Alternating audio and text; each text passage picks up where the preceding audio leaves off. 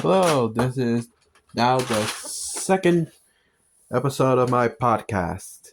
I would be doing a Q&A, but there was not a single question. Seriously, people. Do I need to speak in Spanish or any other language to understand it? I have the Q&A. And once again, the only questions relating to the topic I'll talk about in the podcast. Now, this is mainly to talk about my other projects. Well, actually, I have many projects, but hey, I'm a one-man team, which can either be a good thing or a bad thing.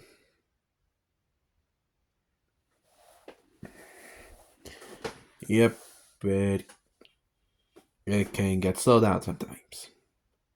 But hey, we're gonna get good help these days. Anyway, Jade Hunter is basically perfect for the season due to the fact that it's a comic series about these hunters, but don't go around expecting them to go around hunting, I don't know, birds, like shooting down animals like some crazy redneck. No, they're basically demon hunters. You see, a story is about how the Shinto gods, Buddhism and all that, created this organization made up of devas, yokai, humans with magic or shamanistic powers that are trained to help humanity hunt down the wicked yokai, which are basically yokai that are actually the spirits of dead evil people like rapists, murderers, despots, and all sorts of scumbag. That, or who have a lot of negative emotions in life, who manage to manifest themselves back from the dead in the grave to terrorize the living by eating their flesh or infecting them with their vices, causing more problems. Usually these can only be killed by divine weapons or beings.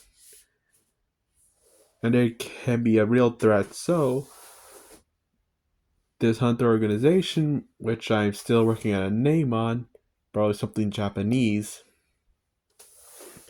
was formed by the very deities to stop them. Mainly after a battle against an evil god, which rumor has it, in their eyes, that caused the rise of these beings. The story follows one of the many squads within the organization. Yes, similar to Bleach, this organization has many squads each dedicated to a different thing, and also the 12 main ones are based on the Chinese zodiac, which our protagonist is of course based on the dragon sign, and leads his organization not only to help his squad, not only to help stop the wicked yokai, but also save as many people's lives as possible. And also along the way, fight evil killer robots made by evil corporations, witches, sorcerers, aliens, evil ninja clans, and just in general. I took a cue from the Ninja Turtles with that one. A lot of my series actually take inspiration from a number of sources like anime, manga, comics, books, mythology, stuff I'm interested in. Write what you know.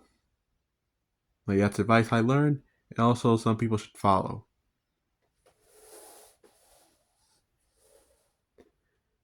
Anyway, the series may or may not, but most definitely may have instances of extreme gore, terror, due to the fact, of course, they basically fight demonic manifestations of humans' their worst aspects like killing people, plundering, raping, and all that stuff.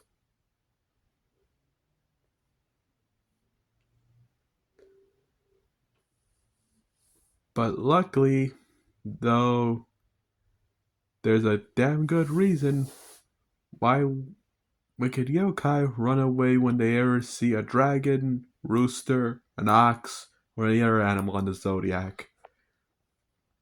Because they're coming for their ass.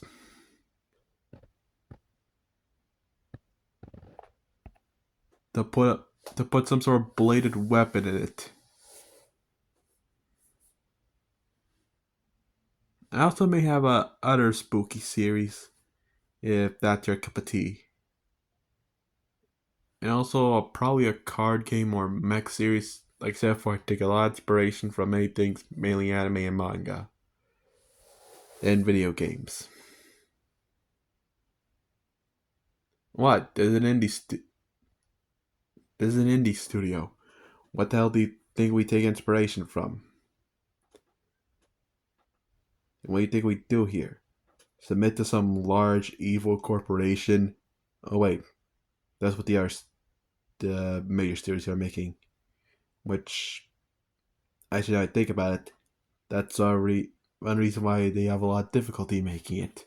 More than any studio. Because they have to deal with morons at the top. Like Microsoft. What their CEO doing? Playing free video games while letting idiots run the company. Huh. I thought the Gremlins 2 movie parodied company mismanagement with how they invaded a tower. Yes, I did make a horror reference right there. You know, it's not a horror movie. You know, it's considered by some.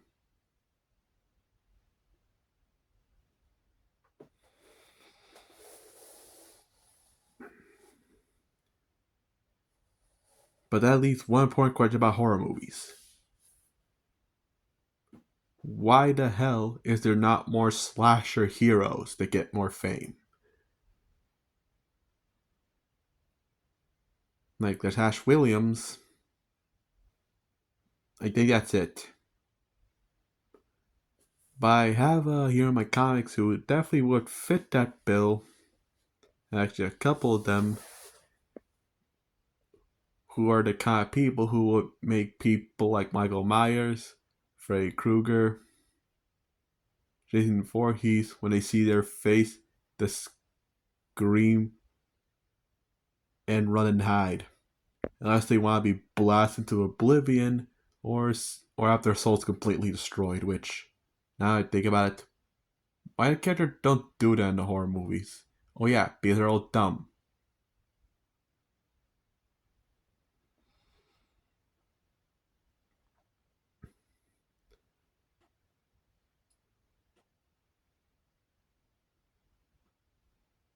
And like I said before, if you have any questions, there's a key, ask them in the comments. Well, there's one short podcast that was got a Halloween special, but maybe one day, just one day, I can make them longer, better quality, and maybe if you actually did a Q&A.